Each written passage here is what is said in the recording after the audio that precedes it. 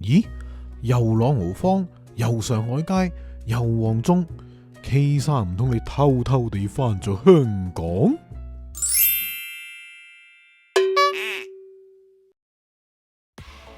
答案就梗係唔係啦，我只不過去咗卡加里香港文化節2025咋。今年嘅主題係食咗先講，當然啦，K 生咁為食，一定會幫襯啦。咁咧啲蝦咧，我哋係用啲蝦皮磨咗粉，自己製嘅曲奇嚟㗎，鹹鹹香香好嘢味㗎。如果大家喺加拿大都想支持香港人嘅小店，但係又唔得閒去文化節，咁點呢？咁你就要學 K 生咁，唔係靜靜雞同你哋講嘅啫。啱啱有香港人就搞咗一個新嘅平台叫做 Heybo，你可以喺入邊揾到好多香港人主理嘅商戶噶，由東岸至西岸都齊啊，橫跨整個加拿大啊！大家快啲去睇睇，支持下香港人啦！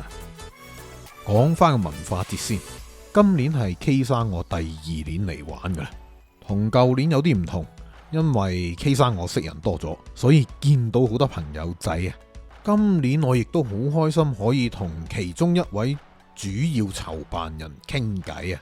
好開心我哋得到今次可以訪問到今次活動嘅主要召集人之一阿 Sam。首先想多謝阿 Sam 你哋嗰個機構就為我哋香港人做咗一個咁開心嘅活動啦。其實當初點解會有呢個意念嘅？係個意念來源就係、即係我喺 Calgary 都嚟咗2年幾啦，我係行 Stream A 過嚟嘅。咁我嗰陣時就喺度睇，呢邊有韓國嘅節日啦，日本有 Matsuri 啦，我都想香港人有個香港人嘅節日，一年一度就係嚟聚集一下，講下廣東話，食下香港嘅嘢食，喺呢度純香港人，你可以用廣東話做溝通晒嘅一個咁樣嘅日子咯。今年係第幾屆啊？今年係我哋第4屆搞噶啦，第4年。OK，咁我都見到，其實我舊年自己有嚟嘅，好明顯就見到所有嘢都好有進步。今年我買咗好多嘢，真係㗎？係，今年我買咗好多嘢啊！多謝。咁就其實個過程籌辦過程裏邊有冇咩困難啊嘅事情出現？其實係困難一定有嘅。咁今年都有好多新嘅嘗試啦。舉個例子係我哋我有個新嘅 film 啦，主題啦，叫食咗先講 Tasting Hong Kong 啦。咁而且我哋就住呢一樣嘢咧係好努力嘅，因為喺 local 嘅 market 嚟講咧，賣香港嘢食係少嘅。反而係少。即係你行落去，可能其他嘅節日啊，你想揾個咖喱魚蛋食，你未必揾到；你想揾個食點心，你未必揾到。咁但係點樣可以令到多啲香港人肯嚟煮，即係搞一啲嘢食嘅嘢食，揾啲食物嘅檔主咧，係唔容易嘅。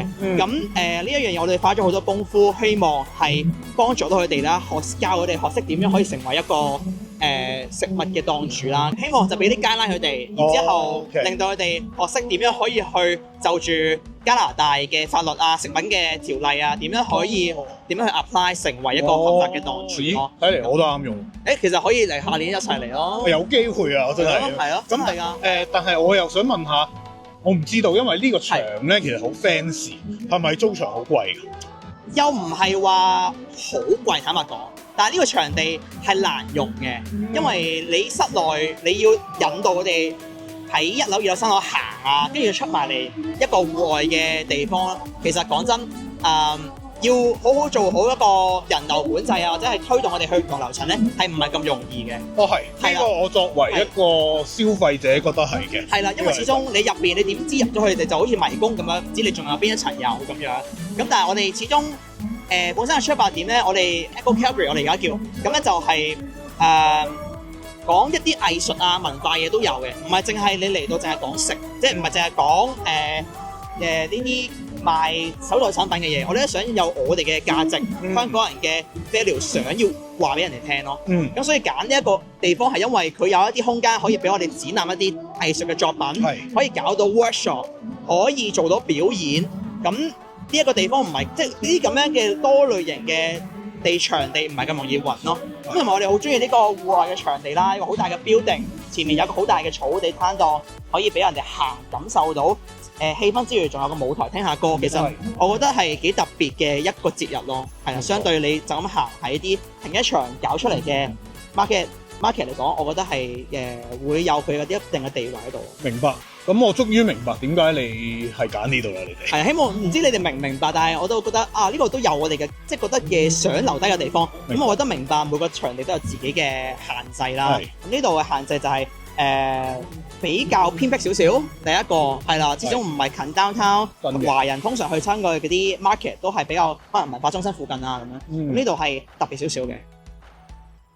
都話香港人去到邊一度都可以有一番作為㗎啦。如果大家睇完呢，想去嘅話呢，下年就記住留意佢哋嘅舉辦日期啦。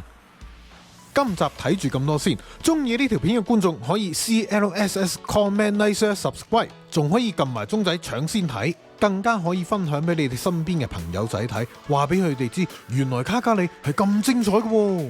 想支持我哋嘅話，亦都可以試下用畫面右下角嘅 Super Fans 功能啊！我哋下集再見，拜拜。